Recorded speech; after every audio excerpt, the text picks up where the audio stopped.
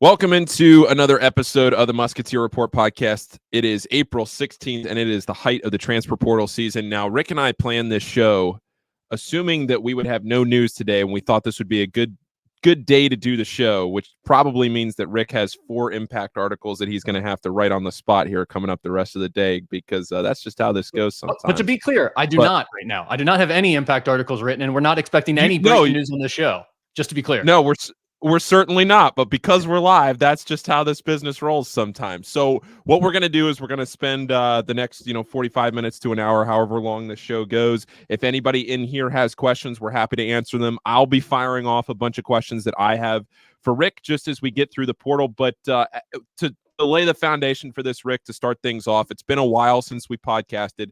So let's just kind of catch up on where we are in the portal. I know that's a broad question, and you've done a million posts on the message board, and that's where a lot of this information is. But do you want to just kind of set the stage here? Yeah. First of all, 60% off sale going on right now. Transfer portal Palooza. It's full blown. Paul, I think you can attest to this, even though we've lost you to the Discord. You used to be a Musketeer Report guy. You used to comment on there.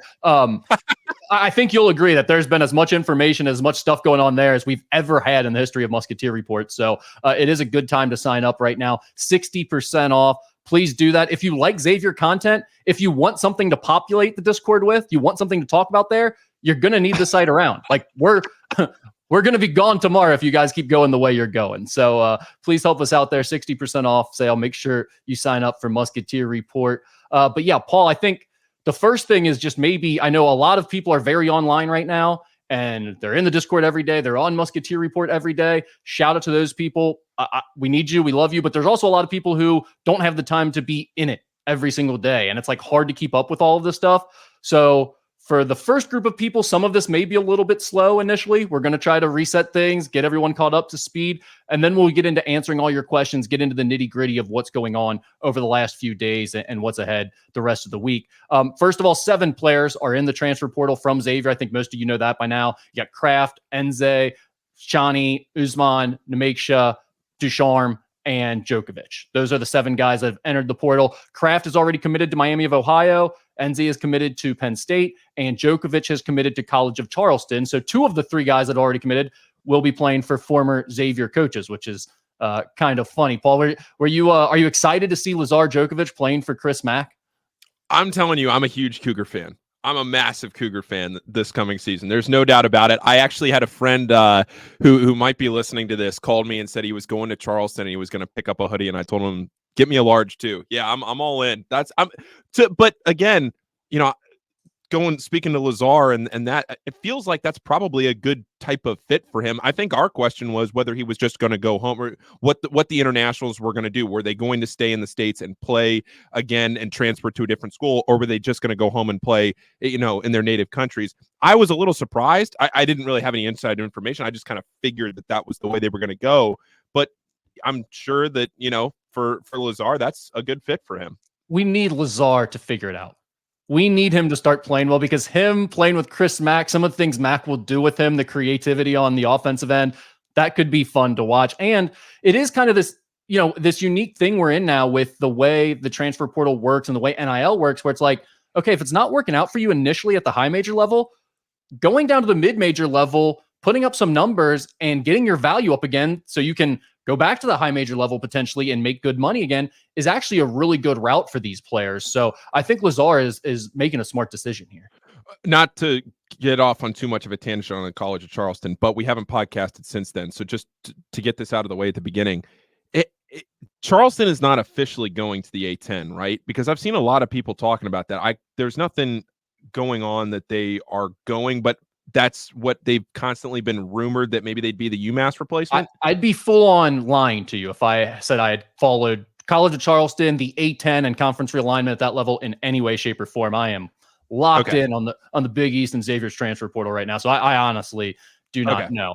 I just heard so many rumors about it. I didn't know if I was on, because I'm the same way. I just was trying to at least keep up with it. But yeah. All right. So back to where we were. They got 7 guys in the portal. They have added 1 commitment so far, and that is Furman wing Marcus Foster, who we've talked about already. Still on the roster from last year, Zach Fremantle, Jerome Hunter, Davion McKnight, Desmond Claude, still on that roster. Trey Green still on that roster, and Dalen Swain. And then also you have freshman wing Jonathan Powell, who will be joining the team this summer. So that's where the roster is at. Before we move on, probably the Desmond Claude situation is what we need to address first in terms of news this week. But before we move on, Paul, is there anything there about the current roster, where we're at in this whole roster reset that needs to be addressed, in your opinion? I don't think so. I think the guys that transferred out probably be good fits. Kachienze going back a little closer to home, being from Pennsylvania. Cam Kraft, that felt like a very natural fit to go right up the road to Miami. And then for Lazar to go to College of Charleston, I don't think there's any surprises there. But I think obviously the first thing that we're going to talk about here is the Desmond Claude situation. And to talk about the message board, the great Charles Bronson had a post on the message board that I will kind of tease here, that I don't think I could have more perfectly summed up my position on the Des Claude situation than that post last night. And I don't know what thread that was in. I think it was just in the general portal thread, or it might have been under the. I think it might be the Desmond Claude. I think it might be the Desmond Claude post at the top of Musketeer Report right now. Okay. Yeah. Okay. Wherever that was, it had 1 million upvotes, so it wouldn't be hard to find. But that post pretty perfectly summed up what I kind of feel like with this whole situation going on. I would agree. I upvoted that post by the great Charles Bronson, who always comes in with insightful stuff and adds really good information or just thoughts on a matter. And I think in this case, it was kind of the latter. I don't think he has any inside information about what's going on right now with Desmond Claude, but rather he's just sort of viewing this with a good head on his shoulders and kind of reading the tea leaves a bit. And I would tend to agree that out of all the things I've seen online this week, and I've seen a lot of stuff from different people who are crushing, whether it be, Desmond or his family or the coaching staff and all these different people who are at fault in this situation, almost all of those things I've read, I would not agree with. Charles Bronson's is the closest thing that I've seen. And I guess the point of that is ultimately that I don't think there's some big thing of like Desmond Claude doesn't want to be at Xavier or he doesn't want to play at Xavier. I think he'll be just fine coming back to Xavier and playing basketball there next year. I also think there's probably some agents and other people who have gotten involved in his circle right now who are trying to prove their worth and are trying to make something happen for him and find him maybe a better situation, or telling him they can find him a better situation. At this point, there were a lot of people last week who were saying there's an ultimatum. Desmond Claude's he's got a deadline. He's either going to have to make a decision by Friday or he's gone. That was never the case. Now, I did think we would hear of an answer of what he was going to do by last Friday or Saturday, by the end of the last week after the dead period ended. That didn't happen, though. There was never some crazy ultimatum or deadline that was given out. I know some fans really want that to be the case every time a guy might be entering the portal. It's just not really how these situations work. But there's definitely something there to all this Des confusion and the rumors and the rumblings around it. It doesn't mean he's definitely gone. I would also say the fact that he hasn't entered the portal yet doesn't mean there's nothing to those rumors. There's definitely something going on here. And at this point, I think we're all just kind of waiting to hear what Dez's final answer is going to be. And I'll tell you, I've been tracking this every day. I talked to people all day yesterday on the phone, and everyone that I thought, either whether they were from Xavier or not, I thought if they had any chance that they would know something about Desmond Claude, I asked them, what do you think's going on there? Have you heard anything? Paul, the answers were all across the board. No one has a clue what's going on. Nobody knows. And to be honest, I'm not sure Des knows. I think that's the issue. That's what usually happens when you get answers that are all across the board and no one really has a real answer. The case is typically that there is no answer to be had because the source themselves doesn't have an answer yet. And the transfer portal closes on May 1st, but as somebody pointed out on the message board, there is always the opposite, because everybody's saying, oh, well, at the worst case scenario, we only have to wait 2 more weeks. Well, yeah, except he could go in the portal on the last day of April and then leave open the option to coming back to Xavier, and then this just keeps going on. Do I anticipate that? I can't imagine it goes that long. I don't think so. I don't think so either. Yeah. Just to be clear, I don't think so. But as this has dragged on, we also thought this might be resolved a week or 10 days ago. Des will make an announcement at some point. I'm not going off of inside information there. There's just no way that this can linger, and then the Zach Fremantle happens where he just keeps showing up. That's not going to happen. There will be some kind of a decision one way or the other. That's what I've been telling people. I just cannot see a way. I will tell you this. You have my word on this. If Xavier tries to go through this and just act like, oh yeah, Desmond was coming back the entire time, we're not going to put out a statement, we don't need to, I will promise you, I will raise hell about that. I will make them make some type of statement about this because we all want to know. They've all been floating this stuff out there, leaking information about it throughout the last month plus, and that's why it's been a public thing. So we will get some type of answer here on the Desmond thing. And I don't think, we'll get to the last day of the transfer portal, he'll enter, and then we'll have to wait longer to find out. I think it'll be resolved within the coming days, but I'd be lying to you if I said I had a good feeling about which way it's going to go right now. Johnny comes in with a question: is the understanding with Claude that if one of these mystery schools wants him, he'll definitely go? Now, the one way to answer that question is the thing that I guess has been reported or that has been talked about a lot is Desmond or his camp and their desire for him to play point guard somewhere. Rick, what do you know about that? I think that's overblown. I keep seeing people bring that up. I don't think that's the biggest deal here. I don't think that's what all this is about.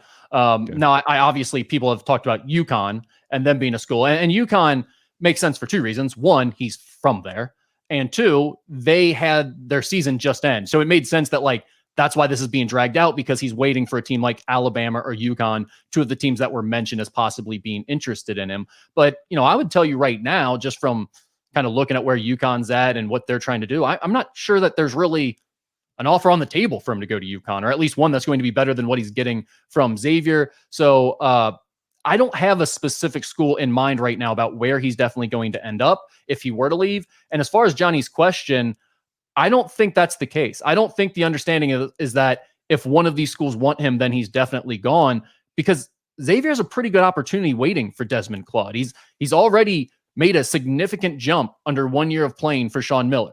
From freshman to sophomore year, he got a lot better. Sean Miller's system has already proven to be very beneficial for guards to play in, to put up big numbers, the amount of possessions you get every game, the amount of shots they get up.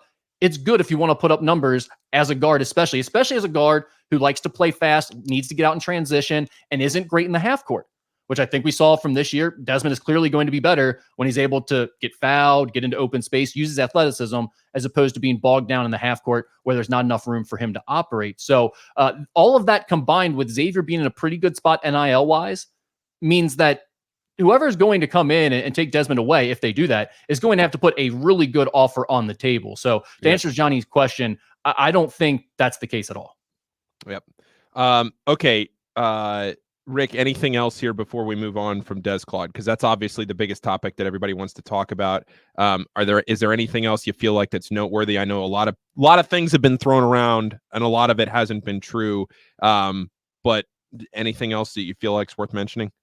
Not necessarily with Des specific, but I think two things that we should probably do is talk about: are there any other players leaving in addition to Des? Could there be anybody else leaving? And then also go on to the backcourt from here, of how do they look at putting together the backcourt with the idea that things with Des could be uncertain right now? Because I think that's what a lot of fans are worried about, is Des is putting Xavier in this precarious spot where they're waiting on him and they can't move forward in the transfer portal. And that's just not the case. So I think let's start there. I think the idea here is that Desmond Claude, it's not exactly like this, but I wrote this on the message board. I think a good way to look at this right now is Desmond Claude is almost like one of the other transfer portal recruits, meaning Xavier is recruiting the guys they want. Desmond Claude is included in that group. They'd love to have Desmond back. He would be a nice addition in that backcourt, but they've also got 3-4 other guards that they're looking at. They're bringing them in on visits this week. We're going to talk about them. Obviously, they just had one of them in Ryan Conwell. They've got another one coming up in Dante Maddox, who I think are two of their top targets in the transfer portal right now. I don't think Xavier would have any hesitations about trying to take commitments from both of those guys. So this idea that they're being held up by Desmond Claude just isn't the case right now. I don't think that is really true. And I think the way they view it is they want to add definitely a starting level backcourt player to the mix. But I think you could look at adding potentially 2 really good backcourt players, and especially shooters to pair with Des to give him more room to operate. That's if you add the 2 guys we're talking about, Conwell and Maddox, and you bring back Des, those are perfect complements. Those are guys that would play really well together. Those are the type of backcourt players that make your offense scary, dangerous, Big East level, top half of the Big East level.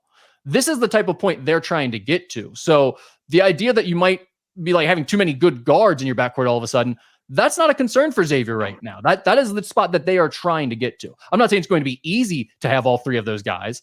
It's probably unlikely that they'll be able to get commitments from both of their top targets and bring Dez back. But if they could, I think they'd love to do that. Just to double back while you were making that point, I went back and found it on the message board. The Bronson post that we were talking about was from the first page of the Desmond Claude posts on Instagram thread from the message board. So if anybody's listening and wants to go find that, that's where you can go and read it. Okay, as far as other players that might leave, we saw that Zach Fremantle and we all anticipated Fremantle would come back, but officially John Rothstein reported it last week. He'll be back. We're all assuming that Jerome Hunter will be back next year. So really the only other two, unless I'm forgetting somebody, Rick, would be Dalen Swain and Trey Green. And to me, it feels like Trey Green is the one that's up in the air here because his position is currently in a portal battle right now. Yeah, and I think that's the exact way to read this right now. The only other guy that I would look at as having the potential to enter the portal still would be Trey Green.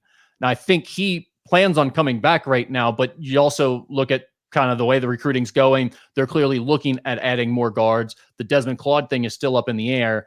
Could I see a situation where Desmond announces he's coming back, Xavier gets a commitment from one of these guards in the portal, and now Trey Green is looking at his role for next year and says, I'm not sure if I'm going to be able to play the minutes that I want to play, and now he's looking elsewhere. I could definitely see that being a possibility. So we don't know what's going to happen with that yet, but there were rumors a few weeks ago about Trey Green potentially looking at the portal. Nothing has been said one way or the other. I think most people believe that right now he's on the track of coming back. But again, I think that could definitely change.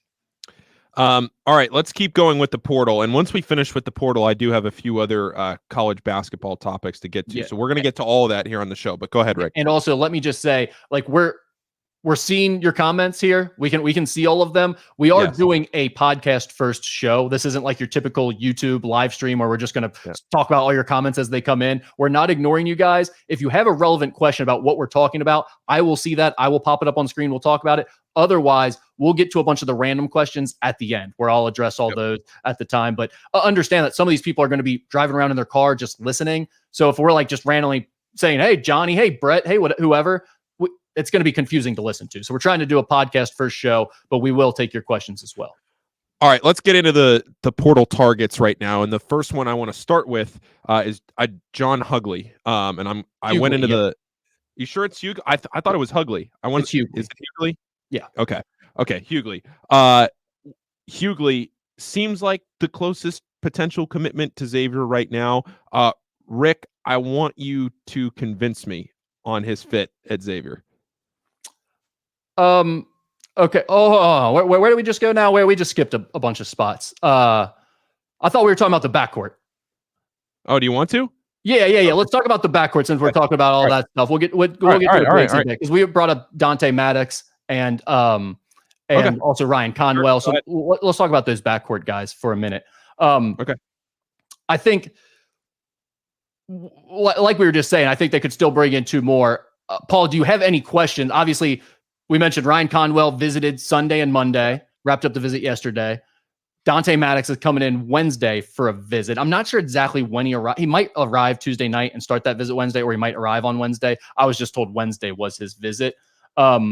And then there are a couple of other guys out there with Dakota LaFew, Jalen Leach, maybe another name or two. Anthony Del Orso is another name that we've heard that was on the radar last year during the transfer portal. Do you have any questions, any thoughts about any of those guys that are? Well, LaFew played for Dan Engelstad, who was the coach at Mount St. Mary's. He's now the assistant head coach or maybe the associate head coach up at Syracuse. I don't know if that's where he's going to commit, but that's certainly something to keep an eye on. As far as the rest of those guys go, why don't we talk about the two guys that could potentially end up at Xavier? It seems like the most realistic targets right now, and Maddox and Conwell.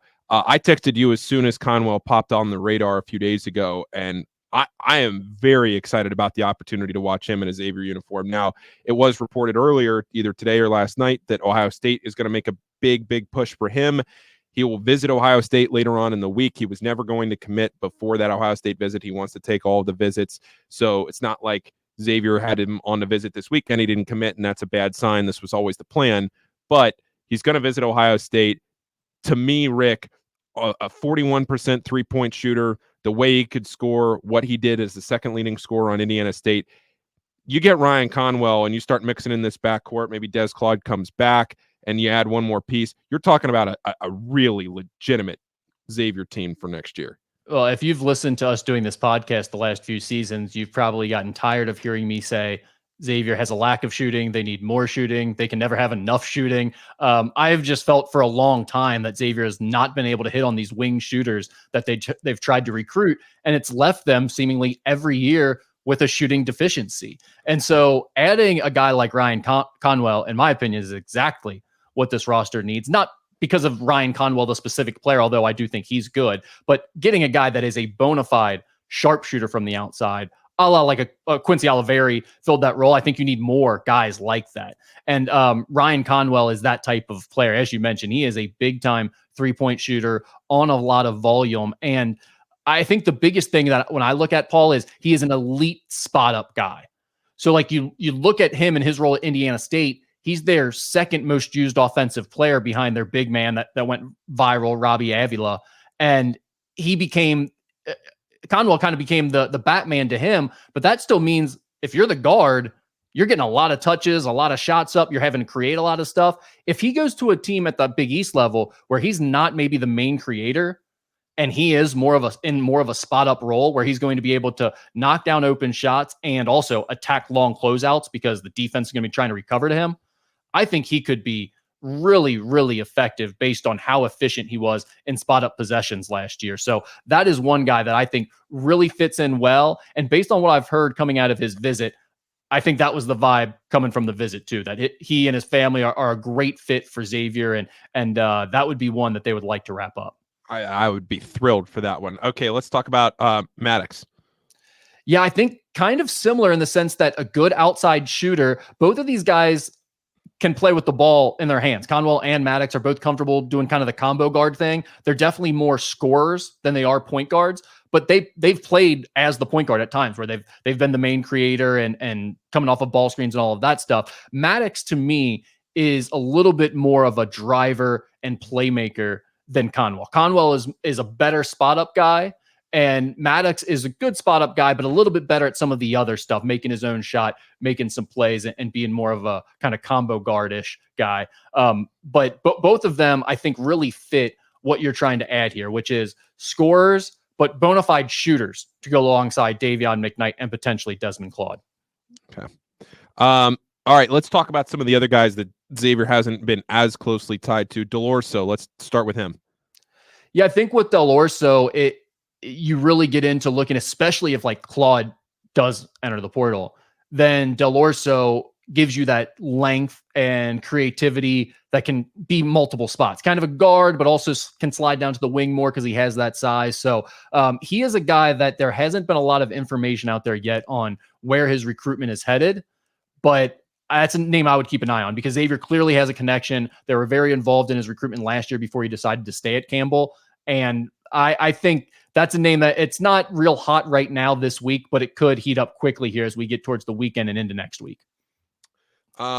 Okay, keep going. I'm trying to think if there's any other names. Yeah, I think that's good for the guards. I think, right now this week, the main focus is going to be on what's going to happen with Conwell and Maddox, and you kind of play off it from there. Now, that's not to say there won't be other guards coming in on visits because, like I said, Leach originally had a visit, and so did Dakota LeFew. I'm going to follow up on those guys today and tomorrow to see if they'll be coming into campus still. One note on Jalen Leach, the guard from Fairfield, another shooter. He's really close with Zach Freemantle. In fact, I had one source tell me the lead recruiter for Jalen Leach is Zach Freemantle. So they played together at Bergen Catholic. They have a pre-established relationship there. So that's another name to maybe keep an eye on that could fall into place if things work out over the next week. I think that's pretty good for the guards. Those are the main guys to focus on. Maddox, you're looking at still Illinois and Louisville as the two main competitors. We talked about with Conwell. It sounds like he's headed to Ohio State next. So we'll see what happens with that. And we'll continue to update you on the premium message board at musketeerreport.com if anything changes on those guys. Before we get to the front court, I was going to tweet this the other night. It's sitting in the drafts. The transfer portal right now in college basketball, I think in general, it's a bad thing for the casual fan because it's really hard for roster retention, trying to follow guys. You get part of the pageantry of college basketball is you follow somebody as a freshman, they mature as a senior. It's the fun that you follow them for 4 years. But I think both things can be true.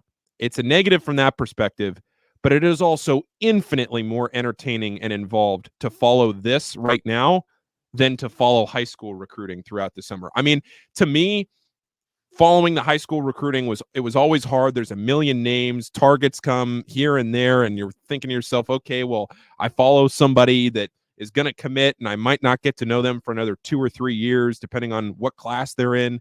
You're talking about a 5-week stretch here of impact players that are going to be on your team next year, and you can follow immediately. And I think, oh, well, yeah, there you go. To your point, there's your post from the message board. I think that's spot on. I totally agree with you, Paul. I'm a little bummed out about this right now. I'm a little bummed out about the way the discourse is going, because I get it. It stinks that some of your favorite players could leave, and it's tough to keep track of all this stuff sometimes. It's hard to buy into, like, oh, this guy's a freshman, he's going to develop over 4 years. But this is way more interesting to follow. There are reasons that these guys are going, like, some of these guys are making bad decisions as freshmen, going to the wrong school for whatever reason, because of glitz or glamour. It's more high profile. And then they're actually finding a better fit, or going somewhere where they have a better relationship with a staff or something the second time around. Sometimes it's only about money and about play, but some of these guys are really, creating better situations for themselves. And it's just more interesting to follow. We're also not asking, like, what 17-year-olds are going to be doing a year and a half from now. It's like, no, what are you, backup player in the ACC, going to be doing next season, where you're either impacting this Big East team or you're going to some other high major team and impacting them? That's just far more interesting, and it has way more of a relevancy to what we're talking about right here. It just stinks that every conversation right now is, this is ruining the sport, this sucks, I can't follow any of this. A lot of whining. Fans like to whine a lot, and I wish, like, we could get past that and talk about the crazy roster movement that we're seeing and all the fun parts of it. Yeah, I agree. I think I try to put myself sometimes in the fan that tunes in, starts maybe paying attention in mid-October, where, all right, let's catch up on the roster and what happened. And then all of a sudden you realize that the entire roster is new year over year. I can see where that would be frustrating for somebody that's trying to pay attention during the NFL and the end of Major League Baseball and everything else. But for us that are in this every day and paying attention to every move that everybody makes, it is wildly more entertaining than trying to follow the random AAU tournaments that are going on all over the country. Yeah. Tony says, when talking about transfers, can you mention the number of remaining seasons? We'll try to do a better job of that. There's a lot of information, and we're trying to recite things off the top of our heads. I don't know if I'll remember every guy's eligibility status right off the top, but also, Tony, it doesn't matter. Like, they're all on 1-year deals right now. It's free agency every year. They come here for a year. They might be gone the next year. I don't think any of these staffs are looking like, some guys, they'll say, hey, this guy has 1 year left, this guy has 2, maybe we'll get 2 out of him. But with a lot of these guys, you're looking at it as, we've got them for 1 year, and then we'll figure out next year. So I know a lot of fans are worried about the eligibility, but it's the importance of how many years you have left has gone out the window a little bit. Yep. All right, let's get back to the front court. And we talked about Hughley. I pitched that a few minutes ago. Let's get back to him.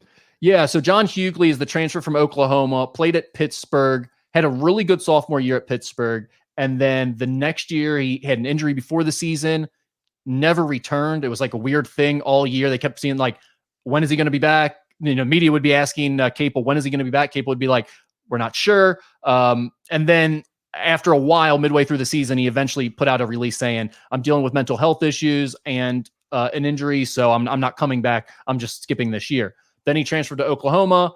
He was very heavy this year at Oklahoma, came off the bench, didn't have nearly as good of a year as he did 2 years ago as sophomore year at Pittsburgh. And then he ended up missing the last month of the season with a meniscus injury.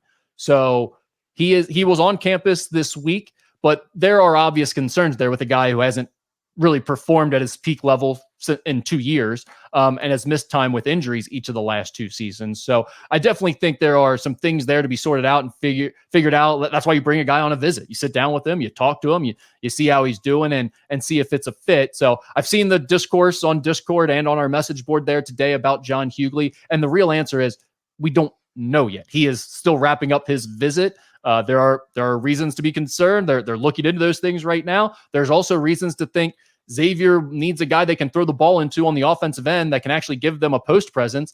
And that's what John Hughley did when he was at his best 2 years ago at Pittsburgh. And that's what they think he can still potentially do. That's why he's on a visit. So he has a visit to Nebraska scheduled for the end of the week, heading into the weekend. I'm not sure what will happen with that. He might take that to Nebraska. There's also a chance he could make a decision before that. Hopefully we'll know a little bit more in the next day or two. Elsewhere around the front court, Zach Fremantle's coming back. You're hoping that Jerome Hunter is healthy and able to play at the majority of the season next year. But again, I don't get the sense that this coaching staff is I don't get the sense that they are going to necessarily put all their eggs in one basket on Zach Fremantle and Jerome Hunter, knowing that Zach is coming off multiple foot surgeries. Jerome Hunter is coming off everything that he's been through. It's not fair to them to put the weight of the team on both of them when they haven't played competitive basketball in 2 seasons. Yeah. And, that's an interesting question too, because we've seen them so far in the portal reach out to a lot of centers, but there have also been forwards. I mean, Jair Davis was one. He just committed to Syracuse, and it seemed like things had tailed off there. But RJ Godfrey from Clemson, they just recently reached out to. And maybe you look at him at 6'8", 225, 230-ish, and you think he's more of a center. But I think he'd probably tell you he's more of a 4. So it's interesting to see, like, do they feel like maybe they could bring in a forward if I think it would have to be the perfect fit there. My opinion is I think you bring in 2 centers. Because if you bring in a forward, then the idea is that you're probably sliding Zach Fremantle down to the center at times. And you're going into the season with that intention. I'm not saying that you won't ever slide Zach Fremantle down to the center spot or that you should never do that. But I don't think going in with that intention makes you your strongest. I think Zach is clearly best as a power forward. And playing alongside someone who can do the defensive job next to him as the center, that helps him out a lot. So I think going into the season with that mindset is coming in with a mindset of strength, playing from a position of strength as opposed to let's see how we can finagle this to put us at kind of a disadvantage, but maybe it still works. So I would lean towards 2 centers, not a forward and a center, but I definitely think they're going to get multiple front court guys. Michael and Woko from Miami, 6'10", 245, listed as a center. Any update on him? Yeah, not much news, but that is a guy that Xavier is very much in there with.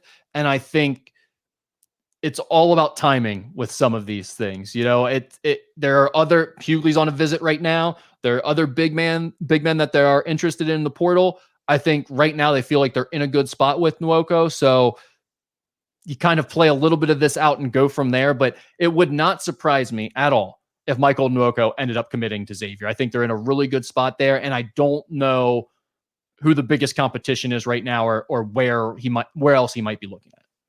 I just want to say as an aside, off the recruiting side of this, I just want to say this. I tweeted this the other day when when they announced that Zach was coming back. And the coaching staff, if anybody's listening to this, they might disagree. I'm not having those same conversations with Zach that they are obviously every day. But I noticed a very different Zach Fremantle over the last month to 2 months that he was back around the team. Zach's gotten criticized a lot by fans and people for immaturity and for some of the decisions that he's made over the years. And we saw he was suspended in his first week on the job with Sean Miller and trying to set a tone there. I noticed a very different Zach Fremantle, just personality wise, leadership, practice, what he was when he was coming back, that made me really excited to watch him next year. I think, hopefully that translates through the offseason and we get a fully healthy Zach Fremantle next year. But just, I noticed a lot of things that made me very encouraged about him being able to go into next season healthy as a leader of this team, somebody that wants to get to the NCAA tournament and play in it for the first time, actually, as a player. I was really impressed just by some of the things that I heard from people around the program, talking to other players, trying to help establish this roster for next year and make sure that guys are encouraged going into the season. I just wanted to throw that in there because I think Zach has been criticized over the years for some things maybe rightly so, some things maybe unfairly so. And I just hope that Zach continues that into next year, because it was fun to watch over the last couple of months once he was cleared. And I would also say he looks good physically too, which is a good thing. And I know everyone's curious about. He did, January, I think, is when he first got back into the mix doing some non-contact stuff with the team. But by the end of the year, he was full-blown practicing. And he's back. I mean, he looks good. So I don't know. I know people are like, oh, how much was he scoring? Was he dominating guys one-on-one? Yeah, sure. It was practice. I don't know. I mean, who knows what it means, but he looked good. He definitely looked good. So I think that's a good sign for certain. Just to wrap this up in terms of shaping the front court going forward, is there a top target in the front court right now in the transfer portal? I don't know if I would frame it that way. I think that the main guys to keep your focus on for now are Michael Nwoko, John Hughley, and then another name that we've talked a lot about on the message board that I just haven't exactly figured out what's going on with him yet is Brandon Garrison, the Oklahoma State transfer. A lot of people thought he was going to go to Oklahoma. He took his visit there. He hasn't committed there yet. Texas is also in the mix. They're trying to bring him in on a visit. I talked to a Texas source yesterday. He said something seems to be going on there. I'm not sure what's happening. So that kind of leads me to believe either he could be considering going back to Oklahoma State maybe, and maybe he's kind of going dark a little bit coming off the board, or maybe there's a dark horse candidate out there that's more involved with him than those schools that are closer to him realize. I know Xavier has been involved with him, and I know they're trying to bring him in on a visit. So Brandon Garrison, the Oklahoma State big man, is another big guy that I definitely have on my radar. I'm trying to think if there's anyone else for right now in terms of front court targets. I think that's it. We're talking about on the Musketeer report every minute, it seems like. So if I'm missing them, you can ask me there on the message board. By the way, if you just tuned in, 60% off musketeerreport.com right now. If you want to sign up during this transfer portal news period, lots of information on the message board. Sign up, 60% off. It's less than $4 a month. I mean, you can't get you can't get a sandwich, you can't get a coffee, you can maybe get a fountain drink. I just sitting right here. Yeah, what'd that cost you? $20 now?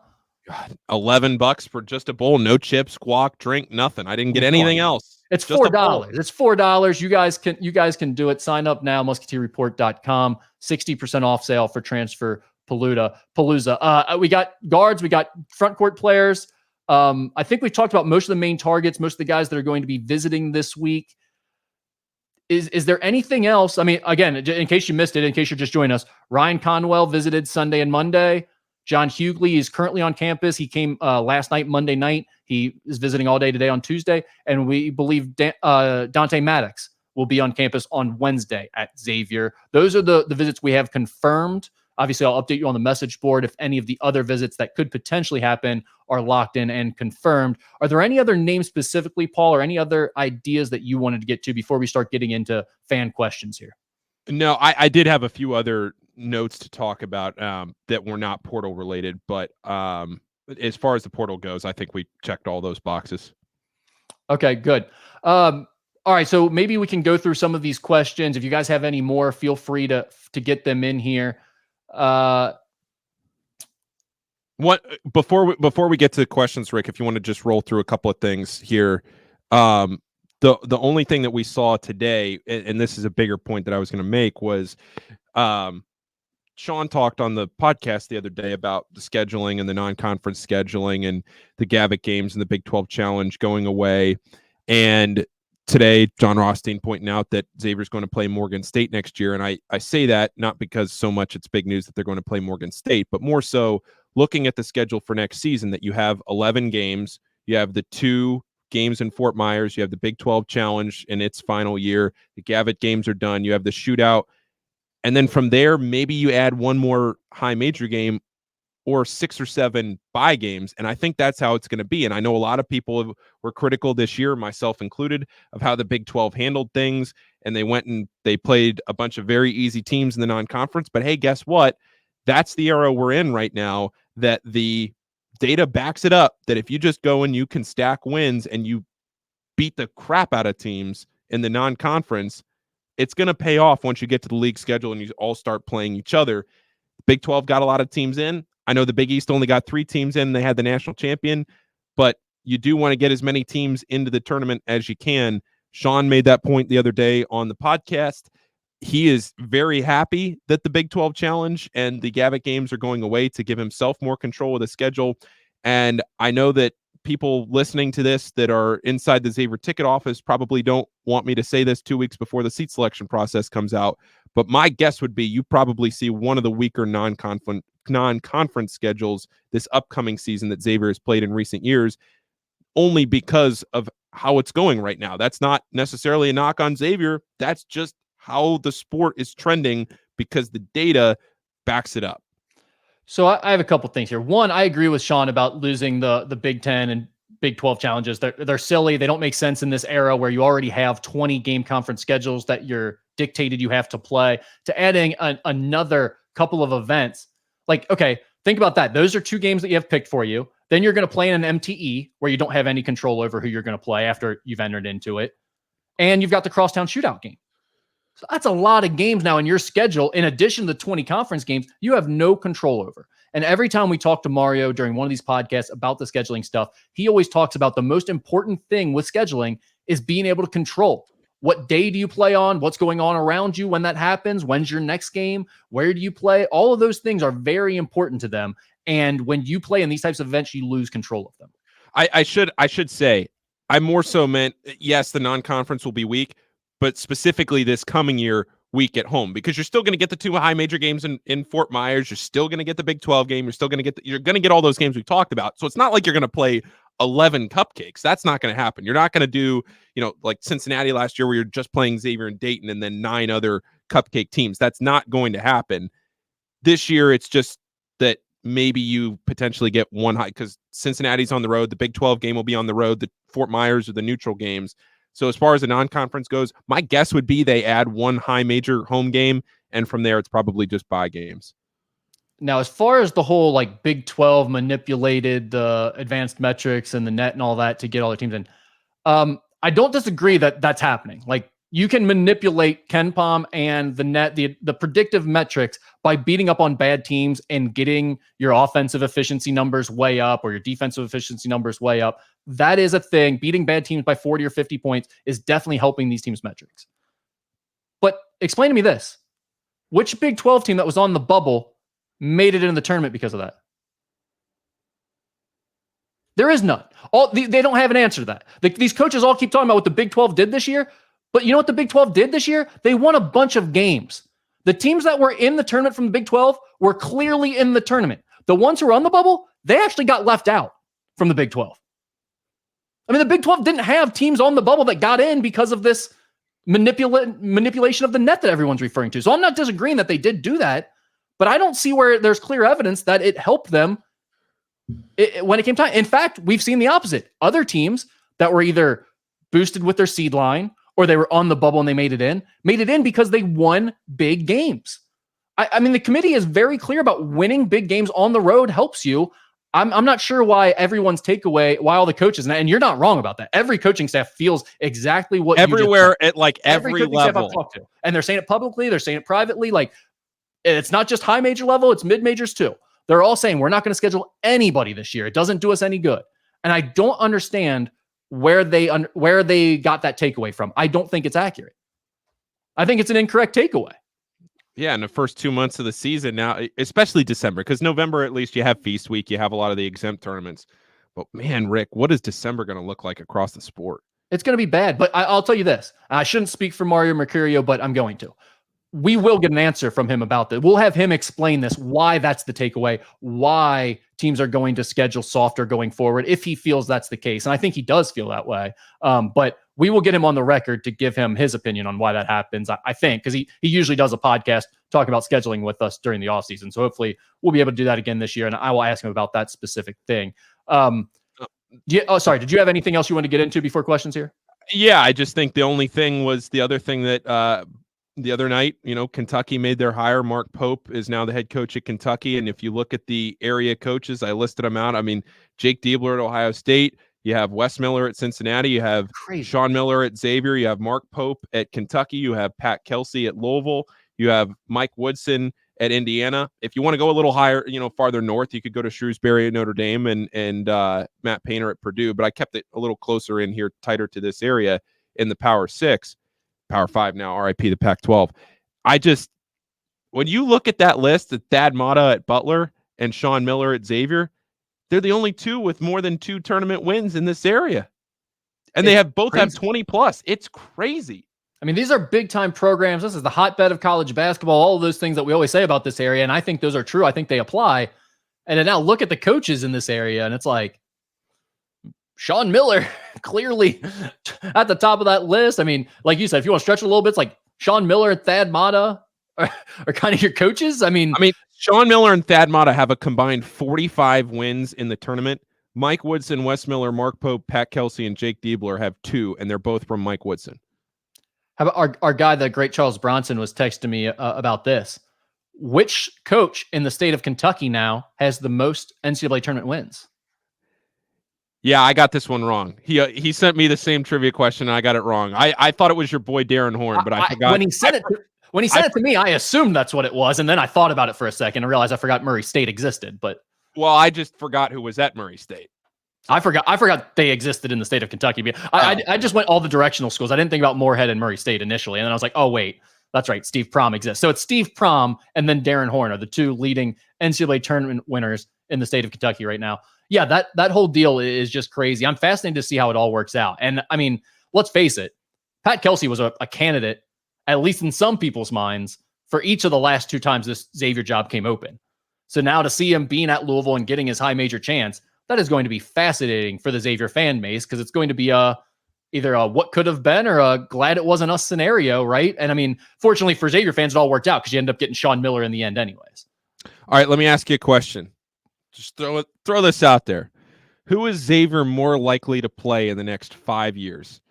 Charleston, Ohio State, Louisville, or Indiana in a high major game?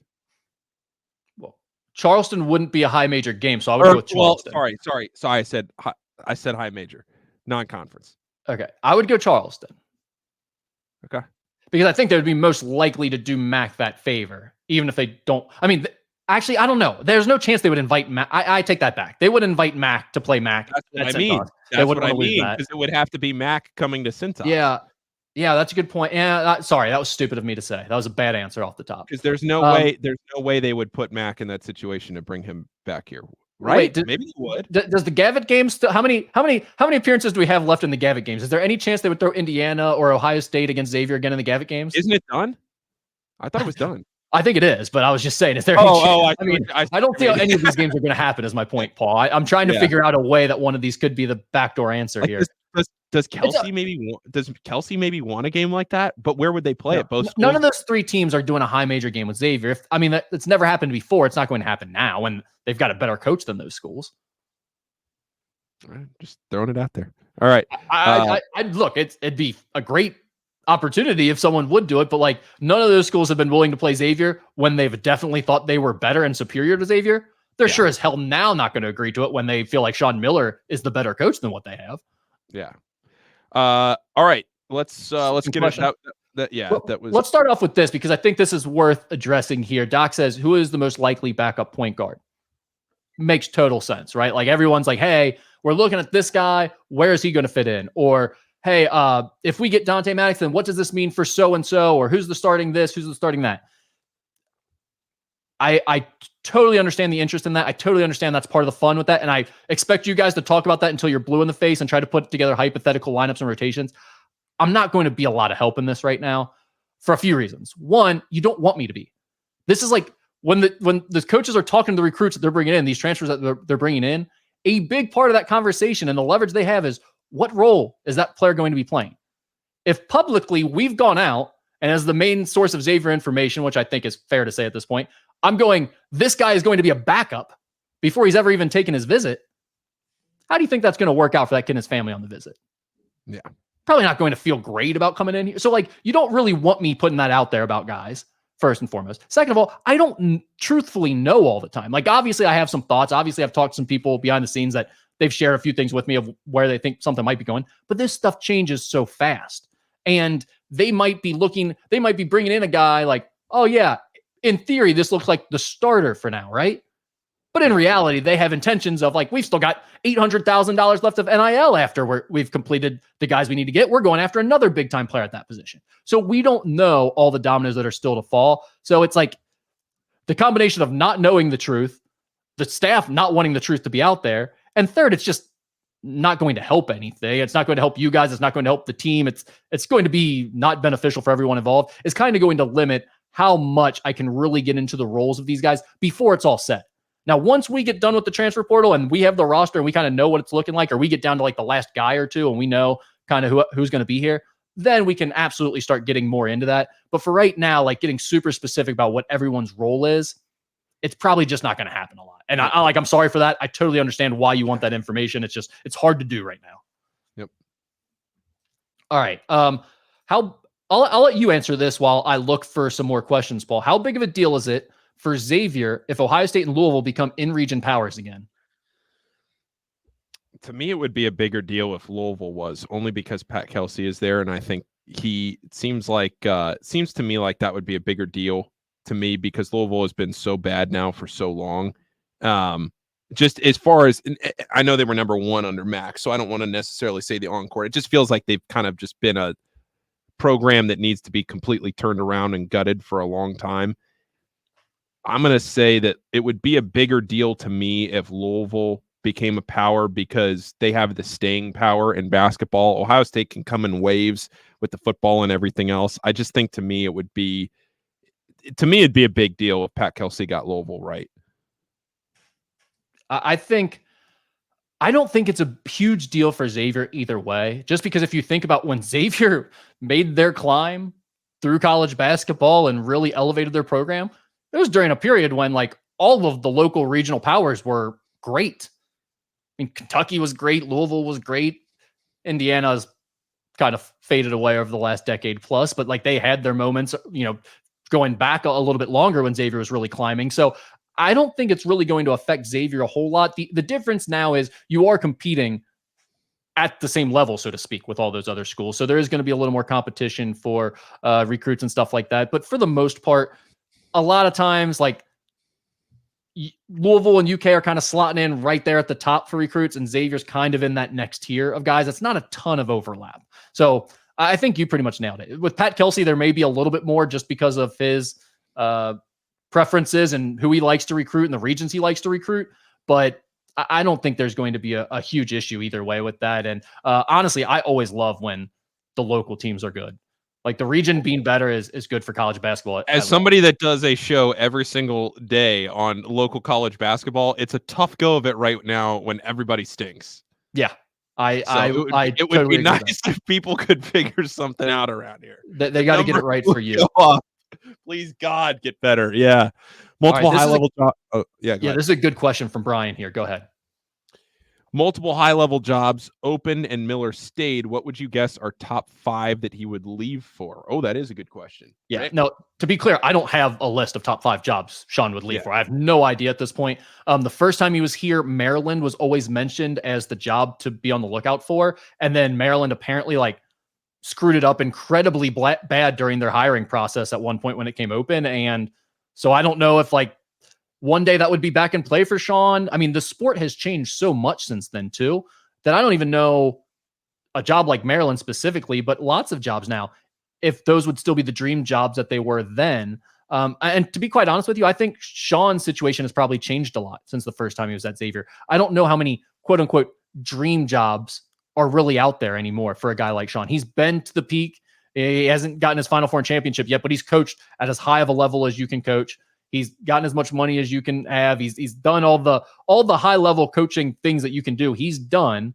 So now it's more a matter, I think, for him of just getting that Final Four and championship and enjoying your life as much as possible. And the fact that you went through Ohio State and Kentucky this year, those are, if you were to tell me, make a list right now, gun to your head, you have to come up with top 5 jobs Sean would leave for.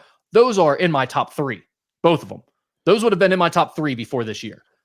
So that's a big deal that he didn't take either one of those. If you think about everything that's happened in the last 4 years for Xavier, and I kind of posted this on the message board, but even since I posted that, when I talked about it in the last week of March, where, back on, March 1st of 2018, Xavier was getting ready for the number 1 seed, and you had Chris Mack at Xavier, and now all of a sudden, 5 years, 6 years later, Chris Mack is at Charleston, Pat Kelsey's at Louisville, Sean Miller is at Xavier. If you think about even what's happened in the last 3 weeks since then, that the coaching carousel has really wrapped up, and the fact that Xavier had their worst season in my lifetime, and it comes on the heels of Ohio State, Michigan, Kentucky, and Louisville all opening in the same offseason, in the offseason after Xavier goes 16-18. Like, all of these dominoes that keep falling for Xavier and happening when they happen. I mean, if you flip it, right? If you think to yourself that Xavier goes, let me back up. If you said, Paul, Xavier hires Sean Miller and goes 16-18 at one point in the next couple of seasons, you go, oh, well, obviously it's their first season because there's roster turnover in the portal. No, Xavier went to the Sweet 16 in their first season under Sean, and then went 16-18 the next year because a couple of injuries and accidents and everything happened. And now all of a sudden, you don't lose your coach to any of these schools in the coaching carousel. Not to say that he would have left for those schools anyway. I have no idea, but I'm just saying, probably when you think to yourself, what are the schools in the area that come to mind if you get nervous? Every single one of those schools opened, and Sean Miller is still your head coach. I don't know what more you could have asked for as far as timing goes. Let's face it, you're way more worried about that Kentucky job the last few weeks if Xavier's coming off a Sweet 16 this year. Way more. I mean, it's a totally different ball. Because, I mean, to be quite honest, Kentucky just wasn't going to look at Sean Miller this year. The fan base wasn't interested in it, and the big donors weren't on board. I heard there was like 1 or 2 people behind the scenes that were pushing for Sean, felt he was the best coach available, but that Mitch Barnhart really never had any interest. And I mean, like you said, the timing of it just worked out so perfectly for Xavier fans, even though you had to suffer through a bad year. If this was going to be the year where it was a down year for you, this is the year you wanted. The year that Ohio State and Kentucky were both going to come open. And Ohio State, it didn't seem like it mattered because they ended up just going with the interim guy anyway in Diebler. But with Kentucky, you would have been way more worried about what was about to play out if Xavier was coming off a successful NCAA tournament run. So, yeah, that's crazy. Now, in terms of the jobs, I mean, we just go Kansas, Carolina, Duke. I mean, like, no, I don't know. I'm not even going to. It's the best of the best right now at this point, right? Or the perfect fit. I mean, the landscape has changed in college basketball.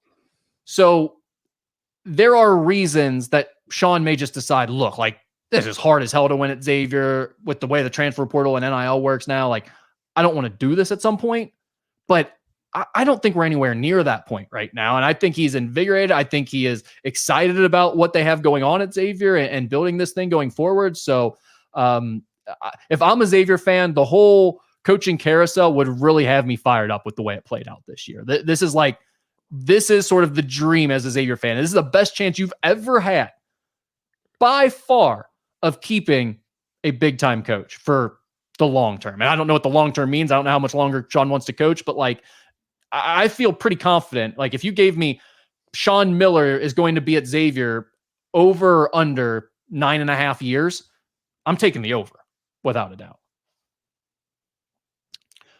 That's job security right there. Shout out to the Sean Miller podcast. Shout out the pod. That's awesome. If Sean and staff continue to target a bunch of grad transfers with 1 year left, are you worried about this becoming a revolving door every year?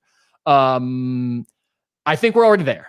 I think it's already a revolving door every year, Matt. That's just the way the sport's going to work. Now, hopefully you're not in the situation where like 7 guys are leaving every year. Hopefully it's more like 3, 4, something like that, I think.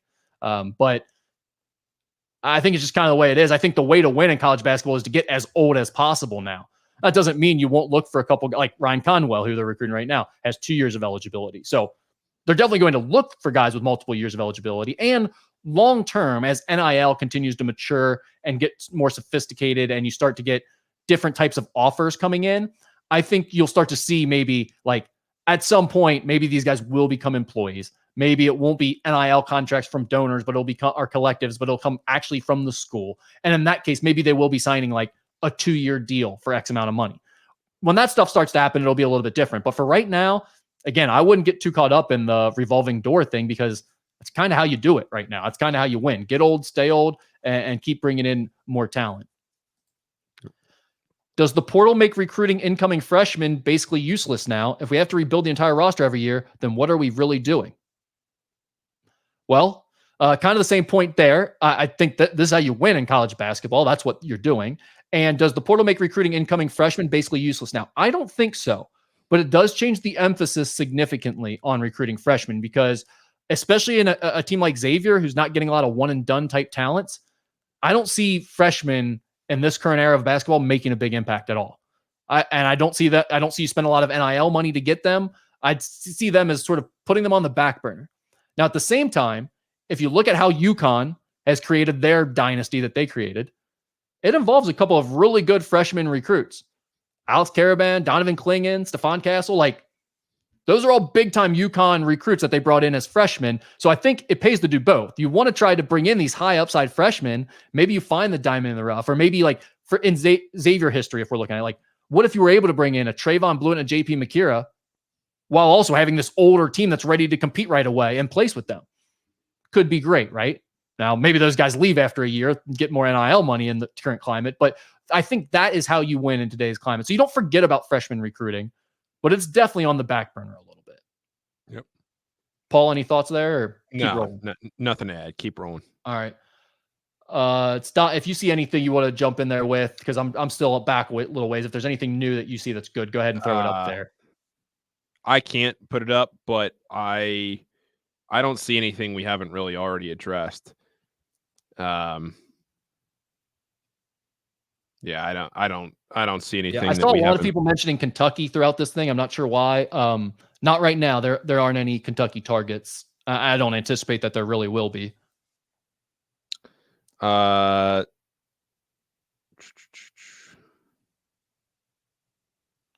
I don't see anything.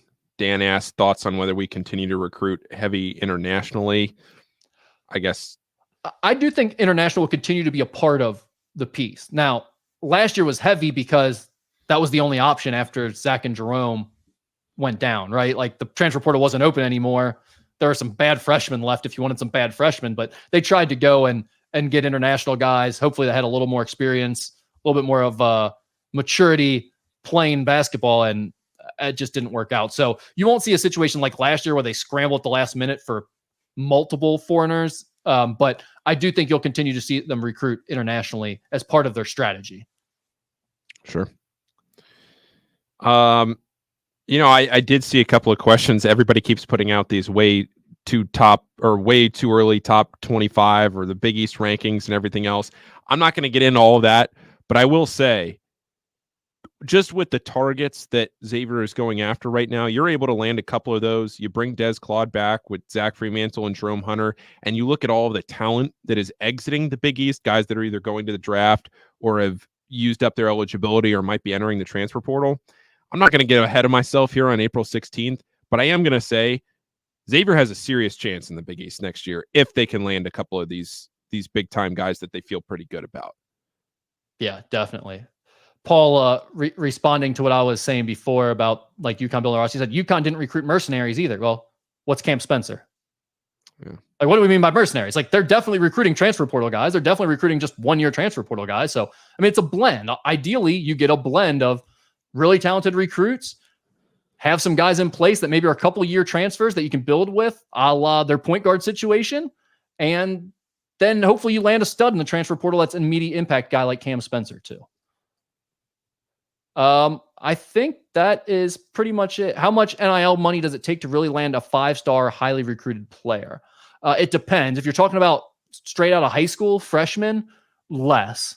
If you're talking about a top transfer in the portal, over $1 million, it appears this year. That seems to be the going rate for guys that are at the top of the list in the transfer portal. They're over $1 million. It seems like a lot of guys that are kind of the stars of college basketball, the bona fide high major starters, they're like 700-ish thousand. So I actually have a post I'm going to put up on musketeerreport.com, I think later today, that has a few NIL insights. I don't want to tease it up too much, overhype it, but a couple of things that you guys might find interesting in terms of how Xavier's paying their players and what guys are getting. So again, sign up for musketeerreport.com. It's 60% off right now, less than $4 a month. Musketeerreport.com, transfer Palooza sale, 60% off. Paul, the new episode of the Sean Miller podcast is out. I like these podcasts actually better than the guest podcast. I know most of the fans are going to disagree. They like the big name guests. I'd much rather just have you two sit in and talk to Sean and get as much nuggets out of Sean as you can and listen to him talk basketball than the interviews with former players. That, I mean, some of it's good, but I don't care about it as much. The stuff from Sean is usually great, and this was another good one. Yeah, it was funny. Sean was incredibly busy this week, so we were glad we were able to get this in, especially after the last couple of weeks where, he's been on the road or things have been going on that we haven't been able to talk to him. So we were able to sneak this one in last Thursday, and it was really like 4 parts where he talked about UConn and how dominant UConn was. He talked about the scheduling, the Big 12 Challenge, and the Gavitt games. Told a fantastic story about a goldfish he had in college. And then some other things kind of sprinkled in there too. Can I ask about the goldfish story real quick? Sure. Like what was so am I to understand that he bought a goldfish, put it in a bowl, and then just stared at it every day? Is that what was going on? I think it was just a constant reminder of Mookie Blaylock. Yeah. Like he fed it. It was just like, I'm just thinking about Mookie every day. And then the poor little goldfish died. So we got Mookie too. Yeah. I was trying to figure out the exact why that worked, but clearly to him, it made sense. I got a request last night for Sean Miller podcast goldfish merch. So maybe maybe we create a line of that. That actually would sell. I mean, it's already got, Paul is bringing the point up that I was going to bring. It's already got a little bit of the buzz from Ted Lasso, right? That's a big thing from Ted Lasso. Everyone talks about goldfish from that. I don't watch it. I haven't watched Ted Lasso in 3 years. So I had forgotten about that. And then as soon as I started seeing the GIFs of people replying, I was like, oh yeah, that too. So maybe that's on the way. Who knows? But it was, that was a fun show. I do really I'm the same way as you, Rick, where I very much enjoy sitting there and just having a conversation, talking to him.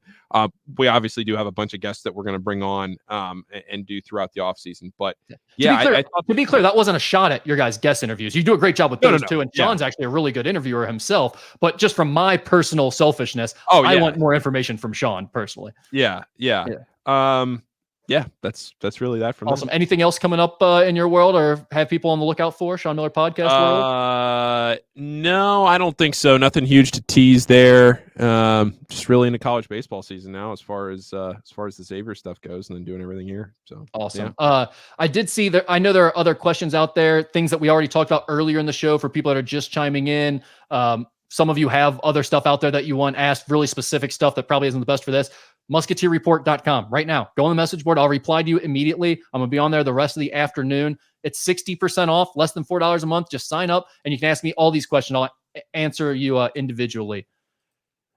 It was a pocket tweet, but someone sent this to me and I like their explanation for it. Sean wasn't alone.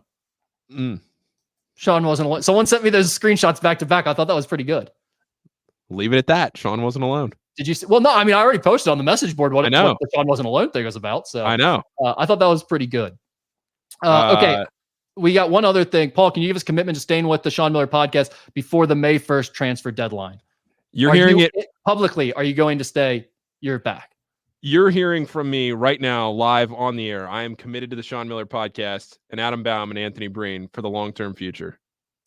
There you have it, folks. Perfect way to end today's show. Thank you, Paul. Absolutely. Thanks, Rick. Thanks for everybody for tuning in. Talk to you soon.